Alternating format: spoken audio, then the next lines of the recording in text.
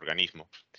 La transmisión es fecal-oral a través del consumo de agua contaminada, que es el mecanismo principal de infección, y va a afectar aproximadamente, según algunas lecturas, 50% y según otras lecturas, el 60% de la población mundial. Ahora vamos a ver también que algunas de las manifestaciones, las cuales ya mencioné, y las cuales se le descubrió esa bacteria, es a través de las úlceras pépticas, úlceras que aparecen a nivel del estómago. También otras manifestaciones que puede tener estas es, bueno, algunas de sus complicaciones más que todo pueden ser como neoplasias gástricas, que es ya los cánceres o, por ejemplo, como algo típico del Helicobacter pylori pueden ser los adenocarcinomas o el linfoma tipo MALT también. En cuanto a las úlceras, esas úlceras pépticas pueden ser duodenales o gástricas, las cuales son las más frecuentes también como complicaciones. Para explicar un poco acerca del cuadro clínico que tiene esto, básicamente es un dolor típico que se va a localizar en el epigastrio y las personas suelen describirlo como una sensación de ardor, ya que son estas úlceras. También algo importante del Helicobacter pylori, que es es común normalmente donde hay cánceres de estómago. Si en un lugar hay cáncer de estómago, según la epidemiología, en ese lugar el Helicobacter pylori es común o puede ser epidemiológico. Y también se le reconoce como un carcinógeno de tipo 1, al igual como del cigarro al cáncer de pulmón. También esto va a estar relacionado el Helicobacter pylori con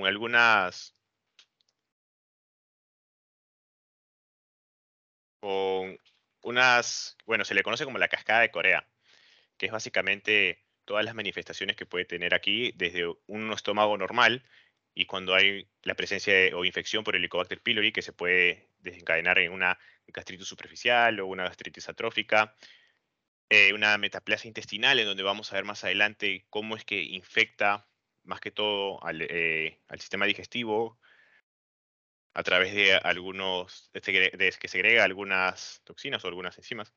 Luego vamos a ver también que hay una displasia y al final puede haber un cáncer o una neoplasia. Eh, Siguiente diapositiva.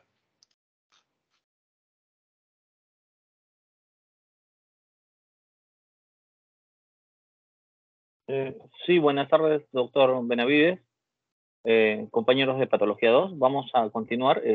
Vamos a ver cómo el cáncer gástrico va a tener una etiopatogenia que va a estar relacionada con ciertos factores de riesgo que se van a analizar más adelante, nuestra compañera Isabel. Pero ahora vamos a ver cómo es que sucede el cáncer, ¿no? Y cómo se va a relacionar con el helicobacter. Cuando hablamos de cáncer o neoplasia maligna gástrica, del 100%, el 85% corresponde a adenocarcinoma. El otro 15 va a estar, como lo mencionó Gabriel, relacionado a linfomas y tumores de la célula del estroma. Ahora, la etiología se ha visto que al parecer el riesgo va a aumentar cuando hay un consumo prolongado y abundante de nitratos en los alimentos deshidratados, también ahumados y salados. Y ahora esto, ¿por qué? Porque la teoría es que las bacterias van a convertir a los nitratos en nitritos y los nitritos son cancerígenos comprobados. Ahora, estas bacterias que van a provenir de una fuente externa o exógena, eh, puede ser, por ejemplo, por una ingestión de alimentos que están descompuestos o generalmente se lo va a relacionar con clases de nivel socioeconómico más bajo en todo el mundo. Es por eso que en países así hay una mayor prevalencia de este cáncer. Las bacterias como el Helicobacter pylori van a contribuir a este efecto porque van a causar una gastritis atrófica de tipo inflamatoria crónica. Asimismo, va a haber también una pérdida de la acidez gástrica y también eso va a generar que haya una proliferación de bacterias en el estómago.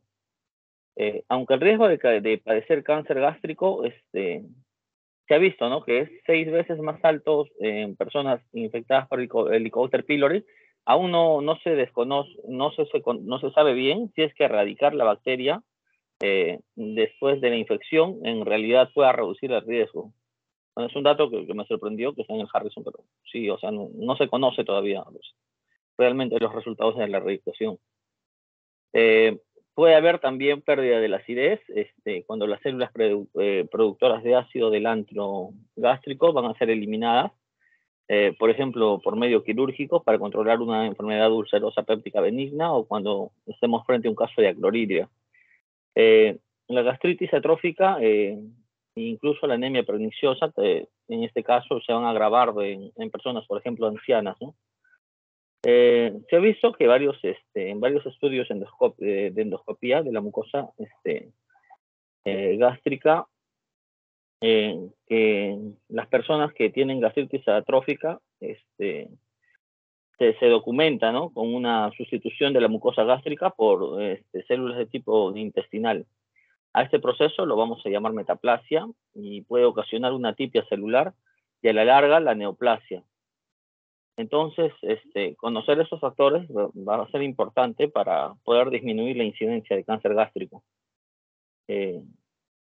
Bueno, otra forma de asociar también al cáncer es hubo un autor, Torres, en el 2007, que estudió sobre la regulación de la expresión de la CAF-A con una proteína del Helicobacter pylori y describen que a un nivel molecular se ha visto que la sal va a tener la capacidad de estimular la expresión de cepas que tengan caja más virulenta, ¿no? O sea, por tanto, también se va a recomendar disminuir el consumo de sal en esta clase de pacientes, ¿no? O en general en toda la población para disminuir el riesgo de cáncer. Siguiente, por favor.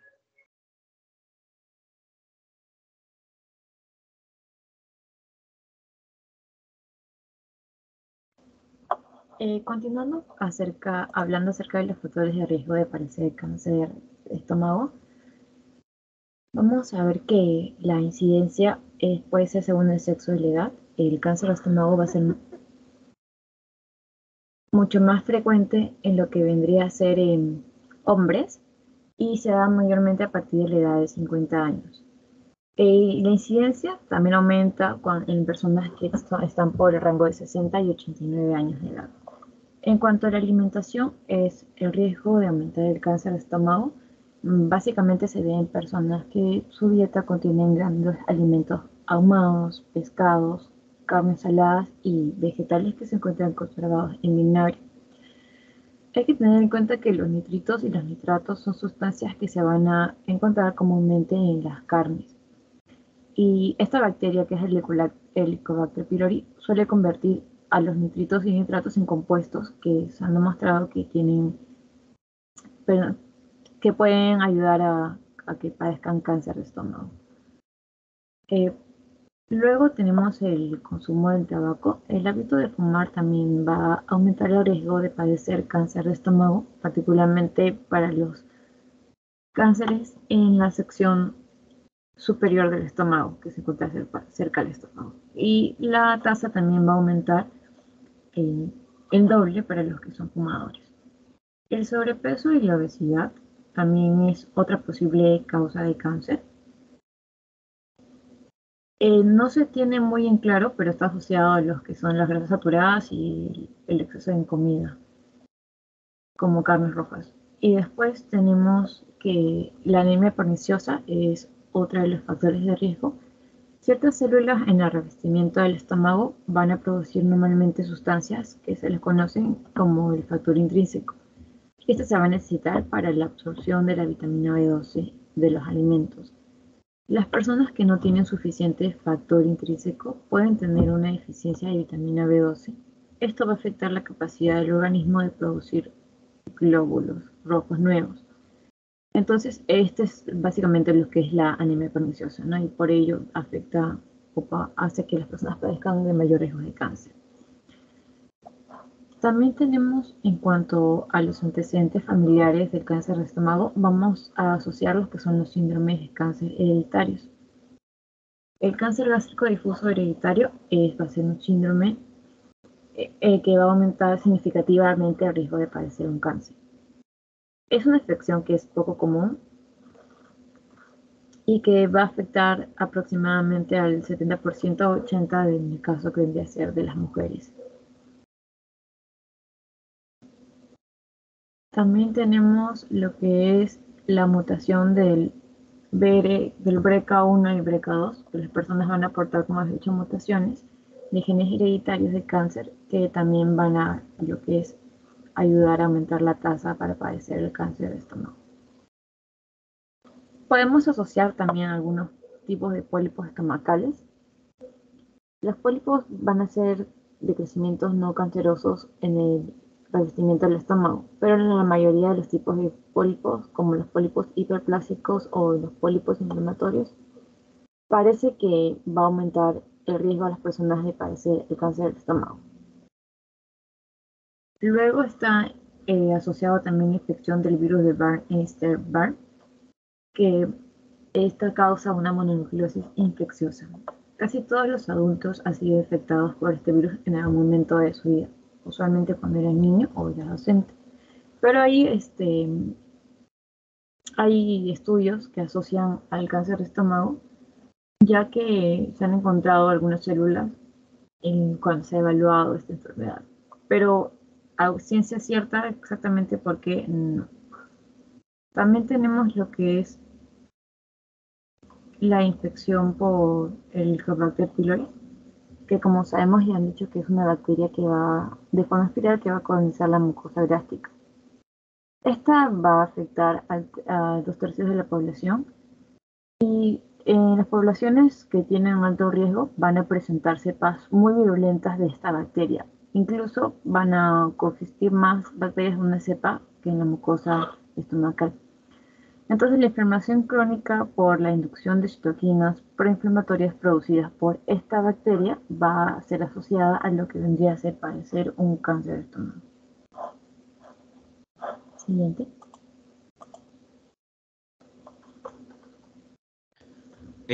Bueno, ahora voy a hablar acerca de la invasión del Helicobacter pylori en la mucosa gástrica. Bueno, primero el Helicobacter va a entrar a la mucosa en el estómago y se va a unir a la mucosa epitelial gástrica. Luego se va a desarrollar amoníaco de la urea y esto les va a ayudar a neutralizar el ácido que hay en el estómago, el ácido clorhídrico. Luego va a haber una migración y proliferación del Helicobacter pylori al centro de la infección y finalmente va a haber un desarrollo, va a haber un daño, ¿no? Como úlceras y daño en las células mucosas. Aquí el que va a producir el daño en la mucosa va a ser el amoníaco. Y resaltar también algunos mecanismos que va a utilizar el Helicobacter pylori para conseguir adherirse a la mucosa gástrica o para evadir el ácido clorhídrico. Por ejemplo, lo mencioné brevemente, la ureasa, que va a ser el mecanismo que utiliza para protegerse del pH ácido. Durante la colonización se basa en acumular una gran cantidad de ureasa en el citoplasma, en el espacio periplásmico y en la superficie de la bacteria. La ureasa, como sabemos, es una metaloenzima que va a hidrolizar la urea presente en el estómago y lo convierte en amonio y dióxido de carbono. Bueno, el amonio producido va a aumentar el pH, elevándolo hasta 6 o 7 en su entorno, y va a neutralizar de esta forma el ácido clorhídrico que hay en el estómago. Bueno, otro mecanismo también, tenemos los flagelos que tiene el Helicobacter pylori, lo que le va a conferir una gran movilidad de estas bacterias es fundamental para colonizar la mucosa gástrica, que va a contrarrestar básicamente el peristaltismo y va a penetrar la capa de mucina secretada por las células de la superficie de la mucosa para alcanzar la superficie epitelial y escapar del ácido que lo rodea. Y bueno, la adhesión es fundamental también, ya que le va a conferir mecanismos de protección a la bacteria frente a la acidez gástrica, además de minimizar el ser eliminada por el peristaltismo, el vaciado gástrico o el desprendimiento de la capa mucoide por algún tipo de regeneración. Bueno, básicamente en cuanto a las proteínas de membrana externa que le va a conferir esta adhesión, tenemos las principales va a ser, por ejemplo, BABA, SABA y la lipoproteína asociada a la adherencia ALP-A y ALB. Y bueno, también tenemos el OPZ, la MAP, la DUPA, y bueno. Siguiente, por favor. Bien. Me olvidé de mencionar anteriormente acerca de los métodos de detección de la infección de Helicobacter pylori, de las técnicas invasivas. Hay técnicas invasivas y no invasivas. Dentro de estas, como resumen, vamos a ver que hay invasivas, la prueba rápida de ureasa, análisis histológico, un cultivo también, o un PCR para poder ver la infección. Y las no invasivas va a haber una prueba de aliento, pruebas serológicas y detección de antígenos en heces fecales. Ahora sí, vamos a ver ahora la resistencia a los antibióticos de estas. Eh, para esto vamos a ver que cada uno de estos antibióticos va a correlacionarse con alguna de las mutaciones en esta bacteria, ¿sí? En el Helicobacter pylori. Vamos a ver primero la amoxicilina, el cual va a poder desarrollar una resistencia cuando hay una mutación del PBP, que es la proteína que une, a este caso, a la penicilina. 1A, cuando hay mutación en este gen. También cuando esta resistencia va a ser mucho más fuerte cuando hay mutaciones ya en la beta-lactamasas o en las bombas de flujo o también cuando hay una disminución de la permeabilidad. De igual manera va a haber una resistencia a las tetraciclinas, en este caso, aquí vemos en el cuadro graficado, a cuáles de las mutaciones qué mutación o qué gen va a ser el encargado de que haya una resistencia a este antibiótico. Luego también vamos a ver que se puede dar esta resistencia a través de un mecanismo de flujo dependientes de FMP. También vemos que va a ser resistente a la furosolidona, a la rifabutina, a las quinolonas, al metronidazol y también a la clirotromicina, entre otras. Bueno, y este sería toda la exposición acerca del Helicobacter pylori.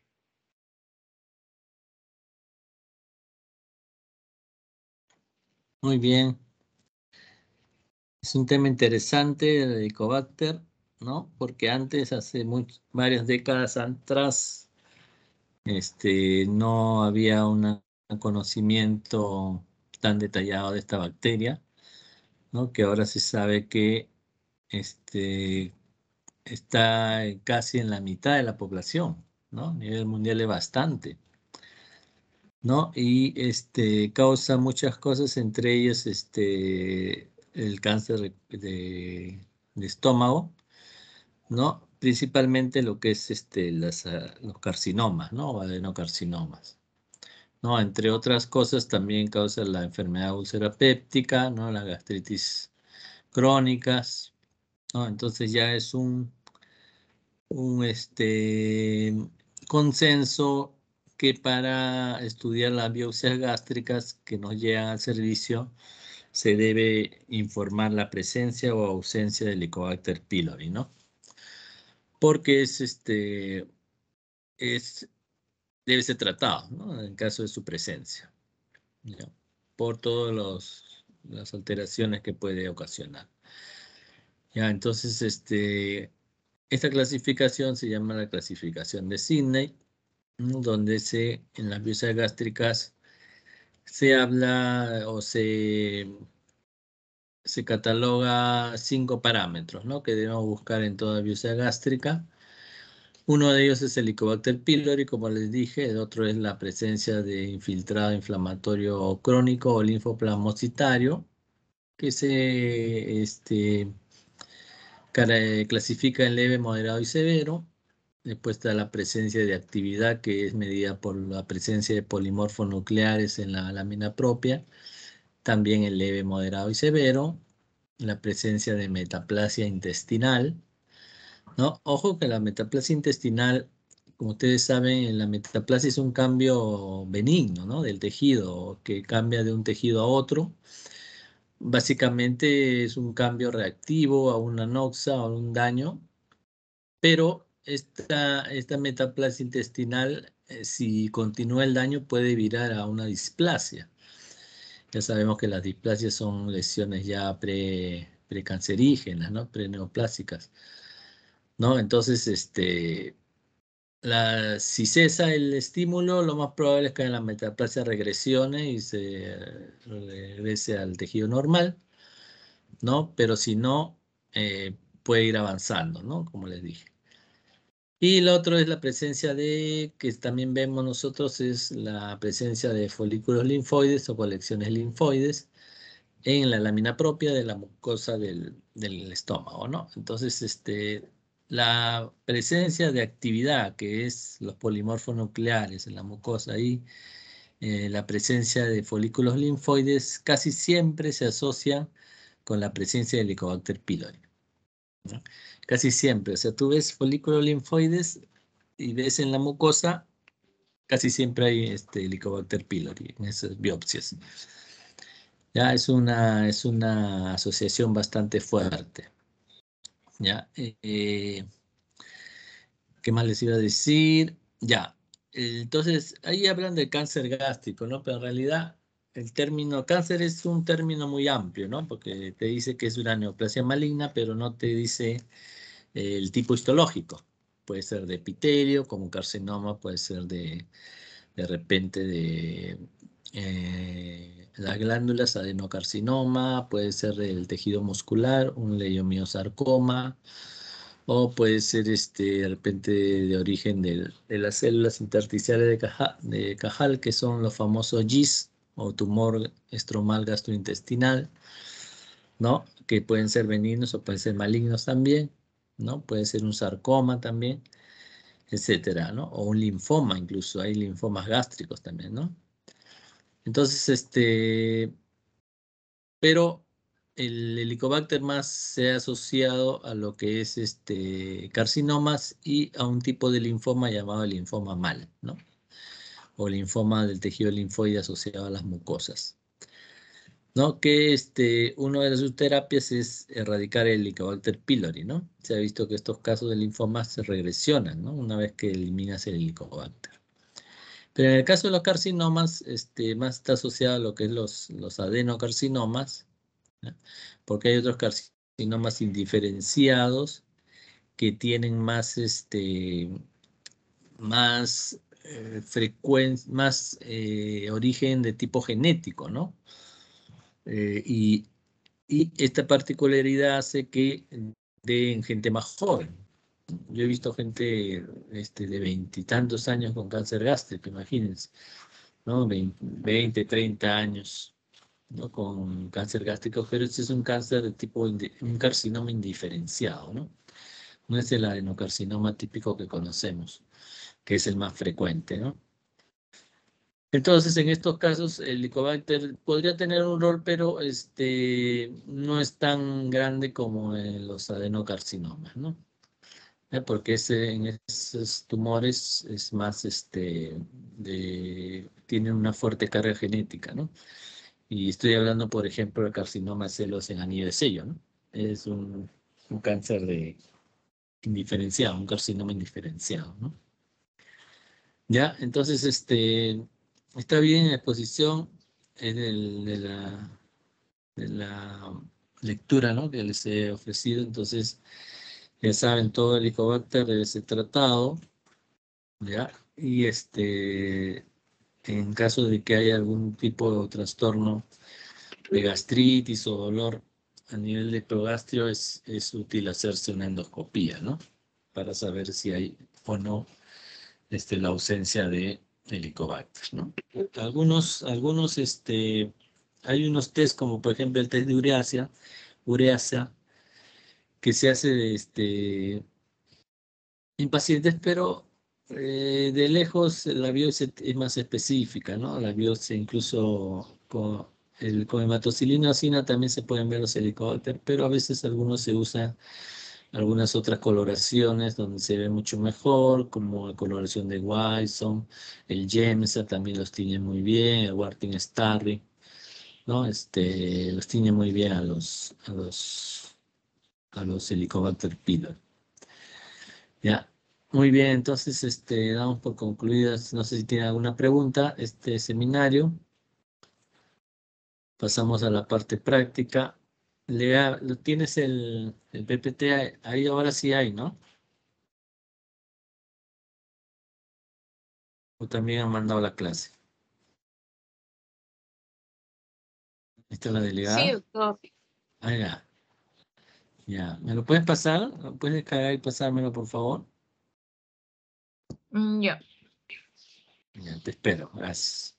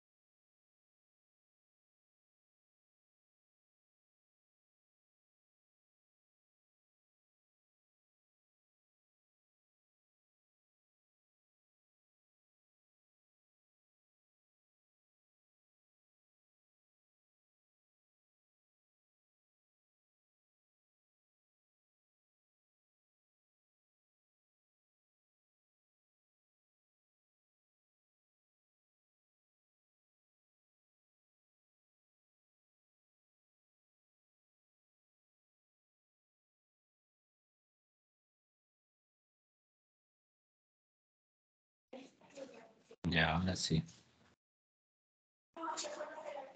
¿Escucha? ¿Escuchan? Sí, doctor. Sí, doctor, se le escucha. Ya. Un ratito voy a cerrar la puerta.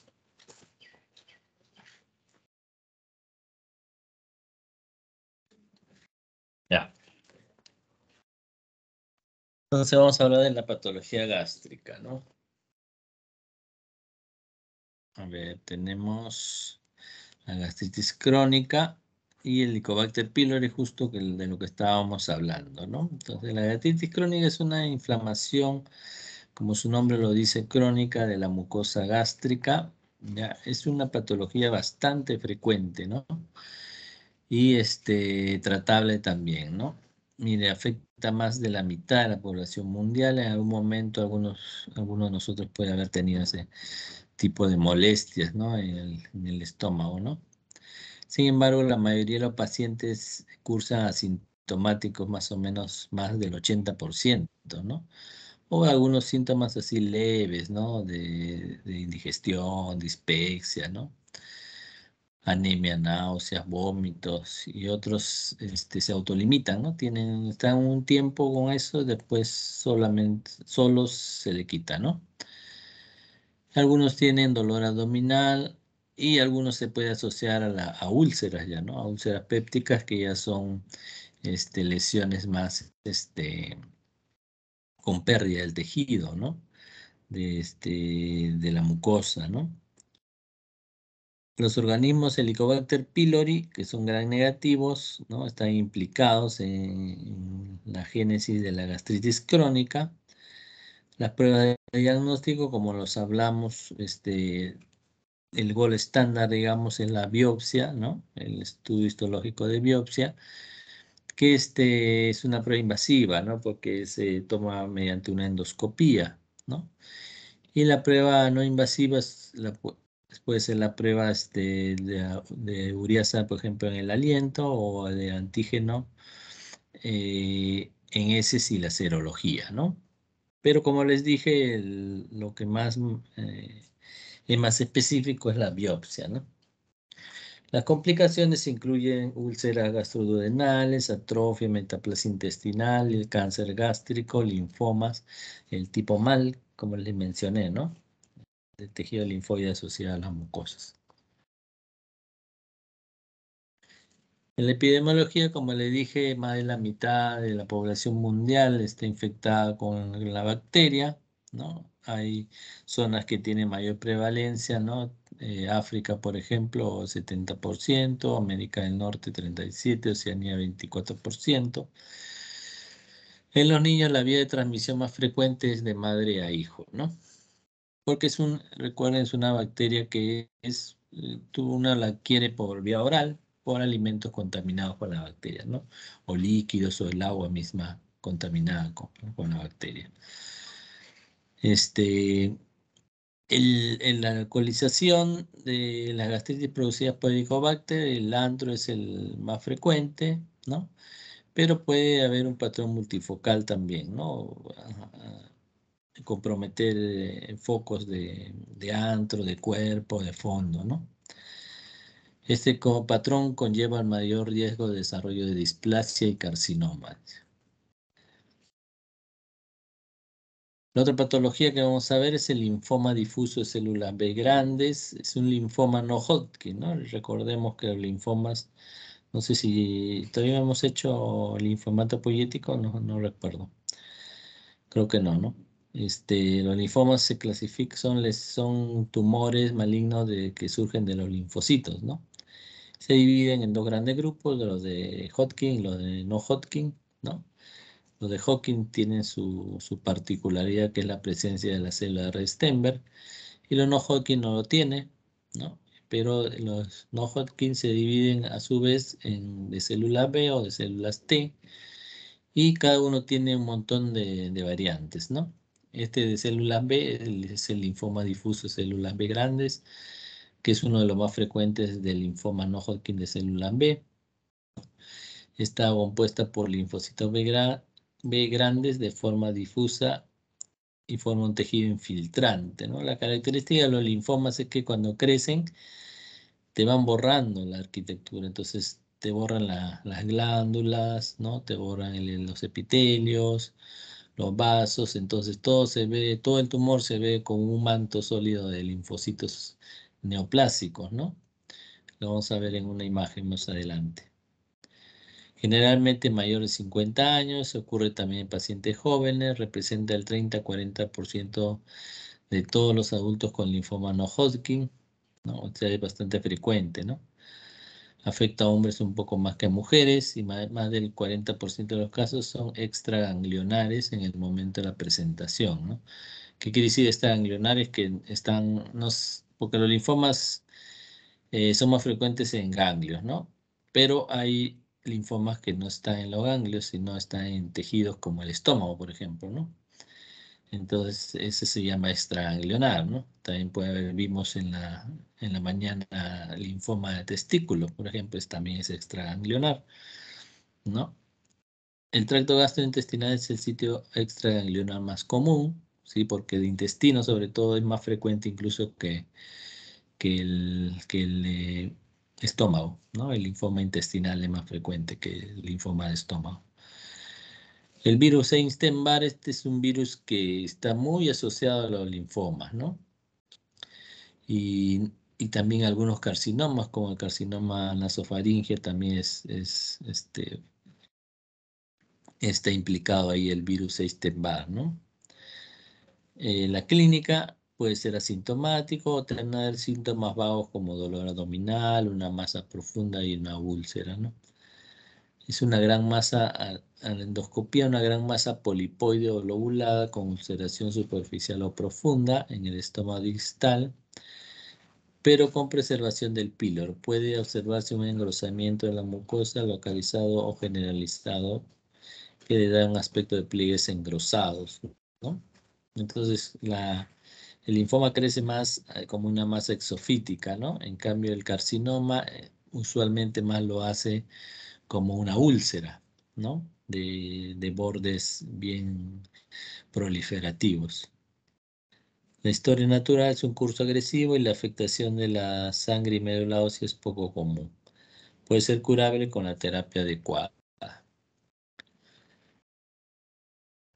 El otro cáncer que vemos en el estómago es el adenocarcinoma, ¿no? Es una neoplasia gástrica epitelial invasiva primaria, ¿no? El término early cancer, que significa cáncer precoz o temprano, entre comillas, ¿no? Porque la definición más es un cáncer que está limitado a mucosa y submucosa, ¿no?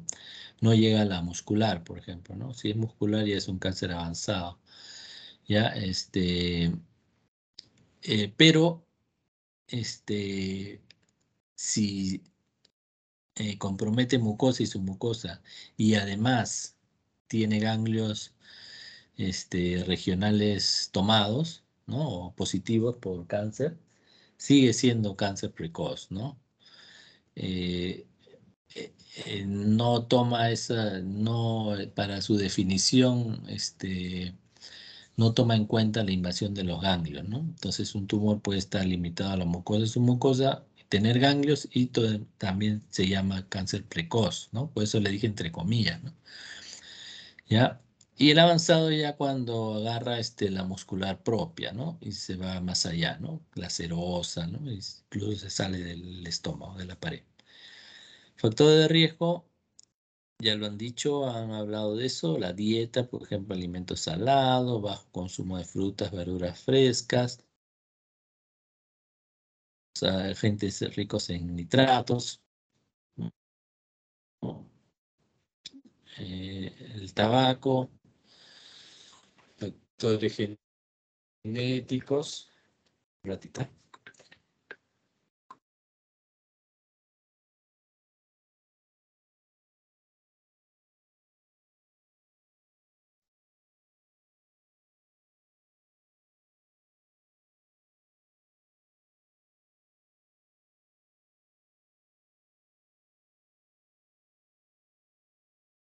Ya.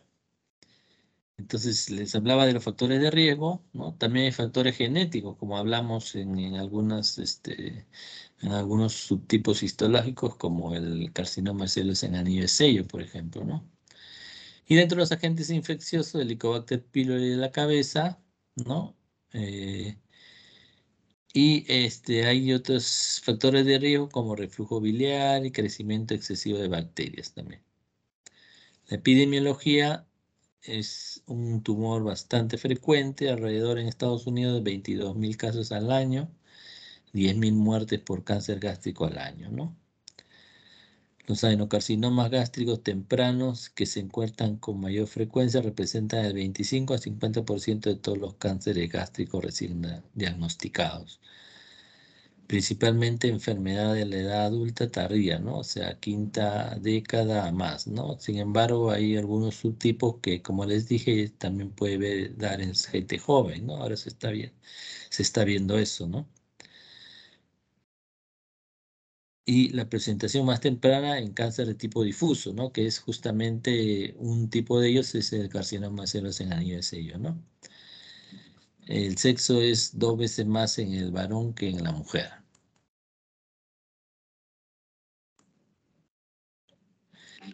En la clínica puede imitar la sintomatología de una úlcera péptica, dice, ¿no? Son síntomas así vagos de molestias a nivel del estómago, con dolor.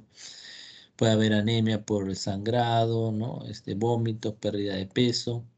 En esos casos de pérdida de peso, por ejemplo, ya es casos más avanzados, ¿no? Y uno de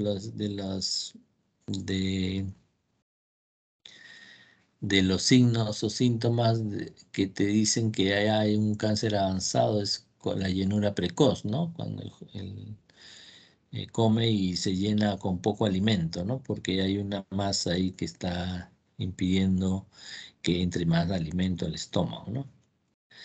Las mujeres pueden presentar lesiones ováricas metastásicas que se llaman los tumores de Krukenberg, ¿no?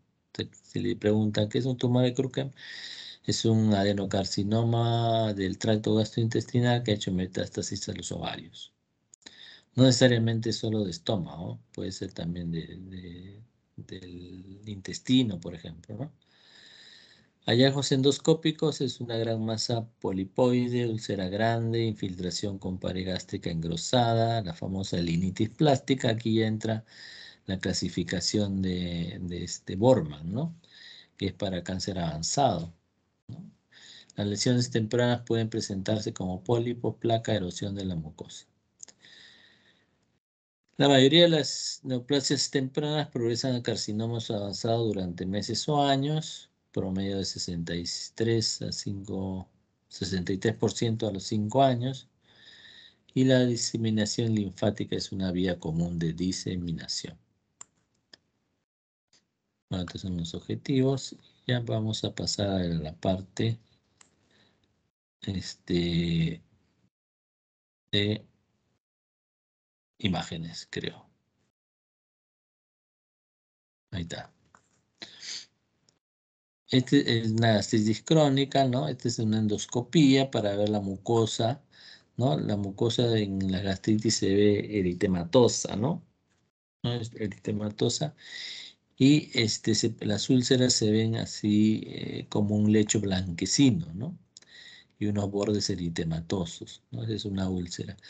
Diferenciar una úlcera péptica de una úlcera por cáncer es relativamente fácil porque acá los bordes de la úlcera están en el mismo nivel que el resto de la mucosa, ¿no? Es como en una pista haya un bache, un hueco, ¿no? En la pista, pero viene todo al ras, ¿no? En cambio, en la úlcera por cáncer, los bordes de la úlcera están prominentes, están elevados, ¿no?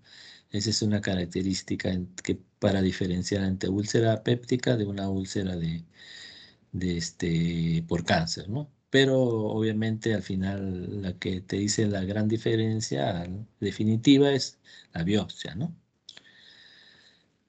Y también podemos ver una mucosa con nodularidad, ¿no? Así como unas bolitas ahí, ¿no? Que son, en realidad son folículos linfoides que se han formado dentro de la mucosa, ¿no?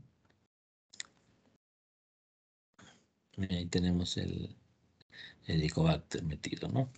Entonces le dije para biopsias, cuando usamos nosotros la clasificación de Sidney, ¿no? También así como la clasificación de Bethesda que vimos en la mañana y clasificación de Sidney para las biopsias gástricas, ¿no? Entonces se reunieron ahí, hicieron un consenso que, entre gastroenterólogos y patólogos, que se deberían mandar por lo menos 5 biopsias de estómago cuando se hace la endoscopía, ¿no? 2 deben ser del antro, ¿no? Y deben ser de lados opuestos, o sea, curvatura menor, curvatura mayor, pero del antro.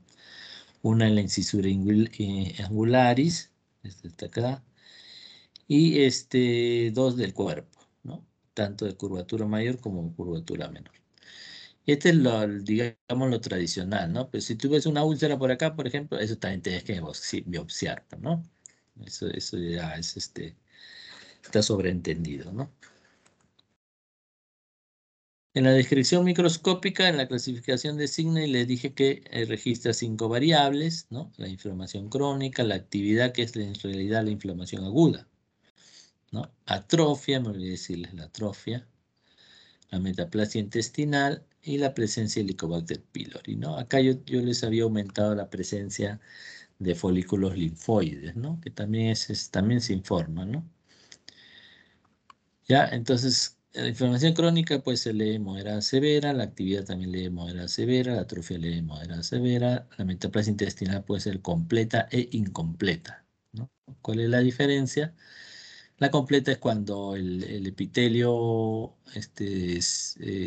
tiene sus células caliciformes y todo, y tiene células de tipo absortivas, ¿no? Que son los enterocitos del intestino delgado, con borde en cepillo, ¿no? Incluso puede haber células de Panet, ¿no? Entonces la completa más es parecida al intestino delgado. En cambio, la incompleta es más parecida al intestino grueso, ¿no? En el intestino grueso ya no hay muchos enterocitos, ya no hay muchas células con microvellosidades, porque ya la función del colon no es tanto la absorción, ¿no? Y aumentan las células caliciformes, ¿no? Entonces, cuando no hay eso, solamente la metaplasia es pura de células caliciformes, es más metaplasia incompleta, ¿no? Y la otra es la presencia de Helicobacter pylori. Entonces, en la gastritis crónica vemos inflamación de la lámina propia por células plasmáticas, linfocitos y a veces una pequeña cantidad de eosinófilos, ¿no? Pero mandan siempre en crónica, recuerden, la inflamación crónica, lo que predominan son las células plasmáticas y linfocitos, ¿no? Que en conjunto le llaman mononucleares, ¿no? Y la activa o aguda, ¿no? Lo que determina la actividad o la agudeza de una inflamación es los neutrófilos, ¿no? O polimorfonucleares, ¿no? Y como les dije, cuando hay neutrófilos hay que buscar el Helicobacter pylori, que es más frecuente que haya, ¿no? También los folículos linfoides son comunes y también están asociados a la presencia del Helicobacter pylori. La metaplasia intestinal a menudo afecta la incisura o el antro, ¿no? Entonces, metaplasia intestinal, si tú hay metaplasia intestinal y hay el helicobacter tienes que tratarlo sí o sí.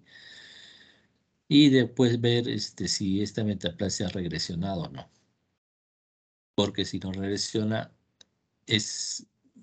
a pesar de que es una lesión benigna, hay un riesgo de que esto se transforme en una displasia y posteriormente en un cáncer, ¿no?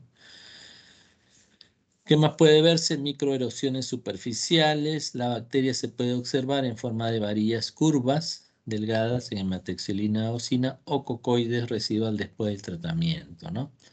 Helicobacter normalmente es como una S alargada, ¿no? No es una S así perfecta, sino es una S y agarras los extremos y lo alargas un poquito. Así se ve el Helicobacter pylori. ¿Ya? Pero hay cocoides también, que son una bolita nomás, ¿no? Usualmente se ve después del tratamiento, ¿no? Después del tratamiento puede persistir una inflamación inactiva crónica leve mientras que los neutrófilos desaparecen. Bueno, esta es la mucosa gástrica, este es el epitelio de superficie, ¿no? Estos puntitos moraditos que ven es el infiltrado inflamatorio. Acá hay congestión, estas son las glándulas, ¿no? Pero este aumento todavía yo no puedo ver el Helicobacter pylori. Acá ya hay un aumento mayor. Miren, esta es una glándula y adentro se han metido polimorfonucleares o neutrófilos. También está en la lámina propia. Esto te dice que esta gastritis tiene una actividad, ¿no? Está activa. Y esto te obliga a buscar el Helicobacter pylori. Este es mucosa del cuerpo gástrico, con categoría indefinida para atrofia gástrica. Las glándulas oxínticas quedan separadas y desplazadas por el infiltrado inflamatorio, ¿no? Hay bastante infiltrado inflamatorio. Entonces la atrofia es más que todo para la presencia de las glándulas, ¿no? Por ejemplo, normalmente tiene que estar todo llenecito de glándulas, pero justo en este espacio está lleno de polimorfo y está separado la glándula, ¿no? Se podría interpretar como a un grado de atrofia, ¿no? Este metaplasia intestinal, miren, lo han teñido con Alcian Blue, es esta coloración, ¿no? Que te tiñe las caliciformes de azul.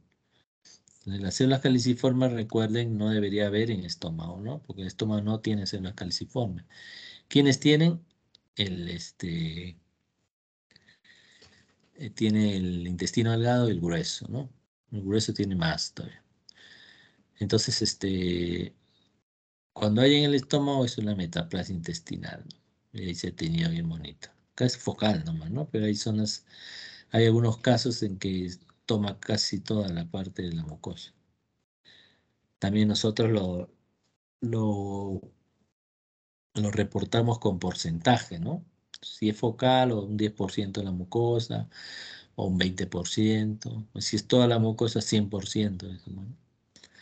Y miren, esta es presencia de folículos linfoides en la mucosa, ¿no? Acá hay tanta inflamación que te ha borrado la parte de las glándulas, ¿no? Las glándulas están por acá, ¿no? Se podría considerar también un grado de atrofia, ¿no? Y acá está el Helicobacter, aunque parece que están muy rectos, ¿no? Deberían ser un poco así onduladitos. Pero son de ese tamaño más o menos, pero son ondulados, no son tan rectos como estos, ¿no? A veces se confunden, ¿ah? A veces en la batería de coloración hay bacterias que salen en la, en la coloración, ¿no? Y uno a veces si no sabe se confunde, dice, el Helicobacter pylori, ¿no? Hay que reportarlo también por cruces, ¿no? Una cruz, 2 cruces, 3 cruces. Acá sí se ve bien, ¿no? Estos son, ¿no? Miren cómo están curvaditos. Ahí también. Esta coloración es Yemsa, ¿no? En Yemsa se tiñe muy bonito. Y por último, el linfoma difuso de células B grandes, ¿no? Que es una masa polipoide, como les digo, lobulada, con ulceración superficial o profunda, a menudo en el estómago distal, ¿no? O sea, la parte del antro, pero con preservación del píloro, ¿no? Es un patrón difuso e infiltrativo de células grandes discoesivas y eso es lo que lo diferencia del carcinoma, ¿no? Porque el carcinoma es como es de epitelio y recuerden que el epitelio siempre las células están juntitas unas con otras. Entonces en el cáncer también se ven células juntas, ¿no? Aunque desordenadas y con atipia y todo, pero están juntas, ¿no? Pero cuando están discoesivas, esto ya no tira para carcinoma, sino y si son redondas, tira para linfoma, ¿no? Altera la arquitectura tisular normal, o sea, te borra completamente la mucosa, destruyendo la zona glandular y las foviolas, ¿no? Los núcleos son vesiculares, irregulares, multilobulados o en herradura, nucleolos relativamente discretos o prominentemente, y citoplasma a menudo escaso, ¿no? Como es la característica de los linfocitos. Entonces miren acá sí se ve glándulas, ¿no? Por arribita, ¿no? Pero en esta parte me parece que acá es muscularis, quiere decir que esto sería la submucosa, ¿no? Ahí está creciendo Es un manto de células, ¿no? Que a este momento todavía no se ve, pero se ve una zona sólida, ¿no? Desprovista de glándulas ni de otros elementos. Acá se ve algunas glándulas todavía, ¿no? Y acá hay unas zonas de necrosis. Vamos a ver la siguiente imagen. Acá se ve mejor, ¿no? Ya es a más aumento, ¿no? Entonces se ve un montón de núcleos. El citoplasma que está alrededor es escaso, ¿no? Tiene nucleolo. Los núcleos, a pesar que son irregulares, tienden a ser redondos, ¿no? Como lo es el núcleo del linfocito. Pero no es perfectamente redondo, ¿no? Sino tiene una serie de incisuras, ¿no? De prominencias, etcétera, ¿no? Y a veces tiene núcleos prominentes, ¿no? Entonces todo es un manto sólido de eso. En el B es una inmunohistoquímica que te tiñe un marcador que es el CD20, ¿no? Que es para células B, ¿no? Para linfocitos B. Entonces tú lo tiñes y lo pasas por esa coloración. Si se tiñe, quiere decir que estas células tienen el CD20, que quiere decir que se han originado de linfocitos B, ¿no? Entonces ya sabes que es un linfoma no Hodgkin de células B, pero de ahí tienes que ver qué tipo de linfoma es, ¿no? En este caso, por el tamaño de la célula, de células B grandes, ¿no? Y es el más frecuente también, ¿no?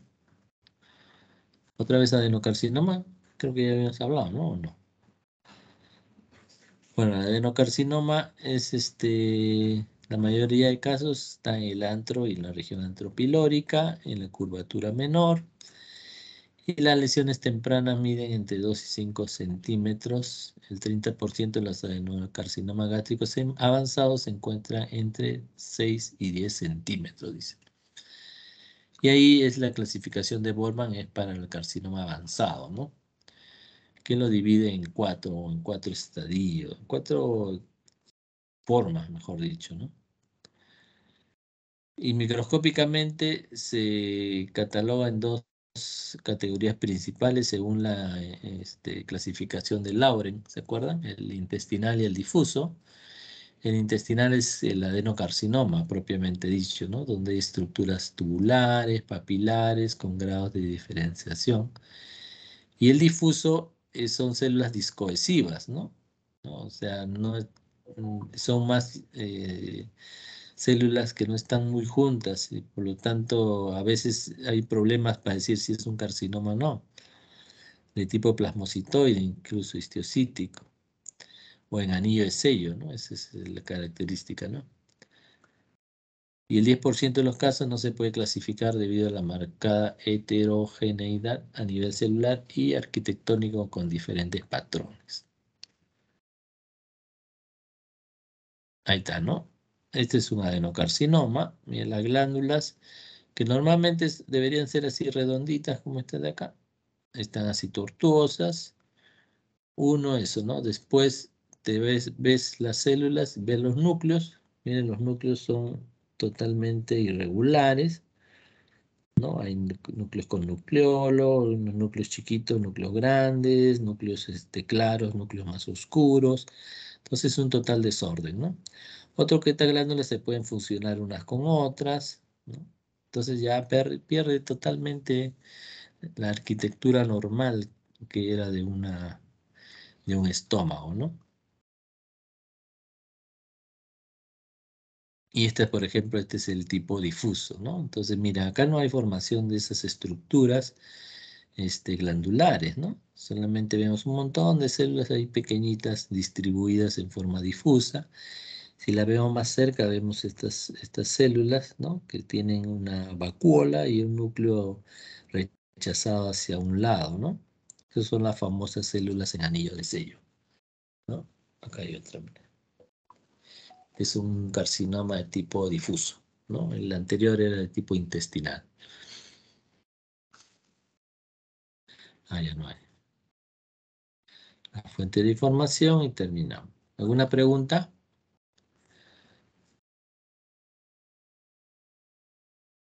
¿Hay preguntas? ¿Dudas? ¿Quejas tampoco? Muy bien. Entonces, damos por concluido la clase y nos vemos el próximo jueves. Ya. Hasta el próximo jueves, Dios mediante. Nos estamos viendo. Ya, doctor, muchas gracias. Gracias, Hasta doctor. luego. Gracias, doctor. Chao.